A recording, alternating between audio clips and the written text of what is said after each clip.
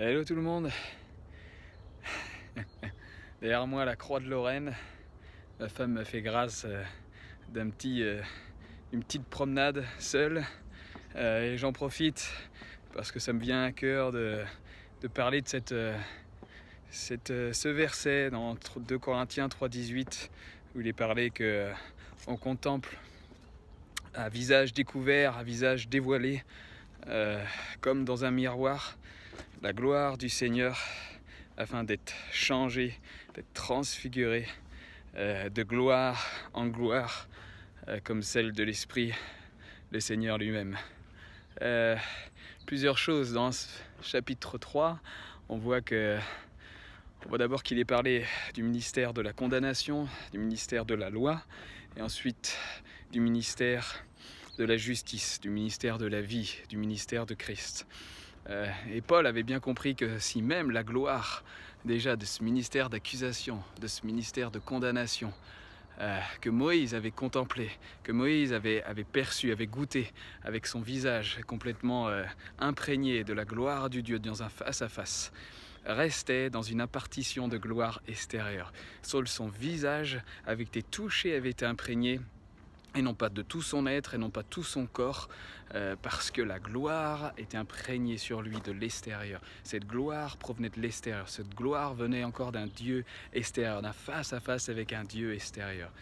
Et Paul, dans ce chapitre 3, met en évidence la gloire si glorieuse, excellemment glorieuse de la loi de la vie, de la loi de la justice, du ministère de la justice, où il ne s'agit plus d'une relation extérieure, un médiateur qui s'appellerait Moïse, une relation extérieure à ce médiateur qui nous amène la loi de l'accusation, les lettres et les commandements de condamnation et d'accusation qu'on est incapable de supporter, qu'aucun homme n'est capable de supporter, de porter tout au long de sa vie sans erreur.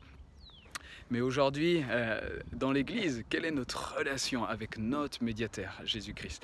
Est-ce que parfois on n'a pas l'impression de porter la même relation qu'à un nouveau Moïse? Est-ce qu'on a l'impression d'avoir un Jésus-Christ encore extérieur, qui peut même être éventuellement un objet d'idolâtrie? C'est pourquoi Moïse a été enlevé sur la montagne, de peur qu'il se devienne un objet de convoitise et d'idolâtrie. De même, Christ a été élevé dans les cieux, à la droite du Père.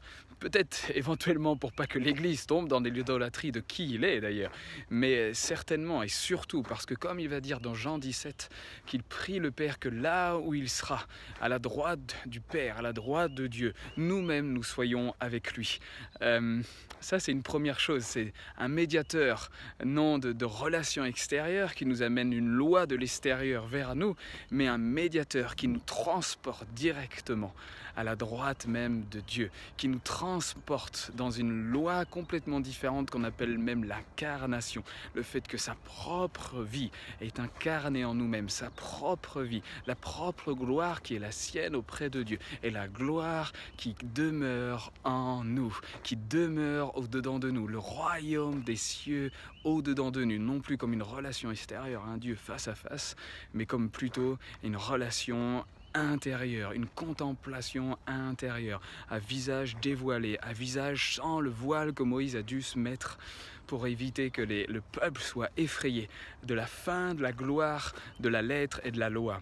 Mais nous avons une gloire éternelle à contempler au-dedans de nous, le visage découvert, où nous sommes transformés, non pas de gloire en gloire, en gloire en gloire, mais la construction grecque de cette phrase est sans appel. Il est parlé de loin de la gloire, celle qu'il est indiquée dans le chapitre 3, loin de la gloire de la condamnation, celle de la loi de la lettre, vers, et quand c'est le vers en grec, c'est vers une fois accompli, vers la gloire de la justice. Donc nous ne parlons pas d'une transformation de gloire en gloire en gloire en gloire sans jamais comprendre jusqu'à quelle gloire nous avons établi et qu'il s'agit d'un processus où ce n'est pas terminé. Mais Paul est en train de faire comprendre que nous avons été arrachés, nous avons été éloignés ou transplantés loin de la gloire de la condamnation vers la gloire de la justice, vers la gloire de Christ, vers la gloire du Dieu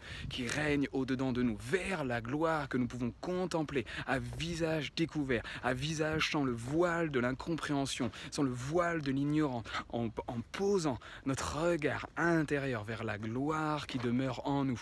Et comme dans le verset il est indiqué, afin que nous puissions regarder, contempler, fixer. Il est marqué comme dans un miroir, mais ce terme-là vient vraiment du terme miroir. Donc on pourrait dire que nous puissions contempler, regarder et fixer dans un miroir. Parce que lorsque nous contemplons Christ, lorsque nous contemplons la gloire au-dedans de nous, la gloire du Dieu au-dedans de nous, alors nous réalisons qui nous sommes en réalité. Alors nous réalisons qui nous sommes en voyant et en fixant le miroir de gloire qu'il est pour nous. Nous ne voyons pas un être différent, mais nous voyons nous-mêmes dans ce miroir de gloire, la gloire au-dedans de nous. Comme dans l'épître Jean pourra dire, tel il est et tel nous sommes dans ce monde.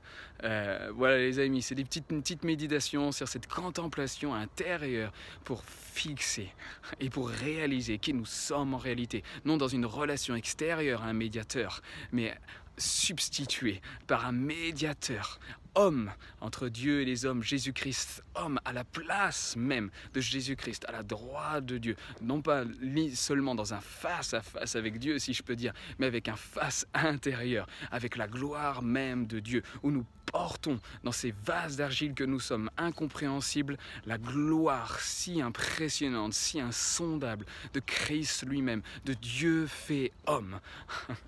Voilà les amis, de la Croix de Lorraine, juste cette petite méditation de notre relation avec notre médiateur, avec nos dieux. Une relation extérieure ou une relation intérieure? Bis les amis.